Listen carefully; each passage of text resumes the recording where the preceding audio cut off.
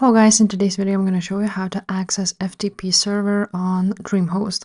So you needed to use FileZilla some time ago, but now they already have a built-in SFTP and FTP server file manager, so you can find it on there on the websites. Click this arrow here and you can see here SFTP users and files.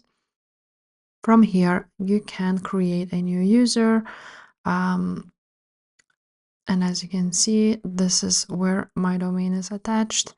So you can go ahead and click on this button and you will access all of your DreamHost file manager files from there. So this is basically like FTP server. And you can look at the login info right there, because you will need to log in here with this username and the password. If you don't remember what password you have created, you can just change it here. And that's basically how you access it. So if this video was helpful, please leave a like, subscribe to this channel, and I will see you next time. Bye.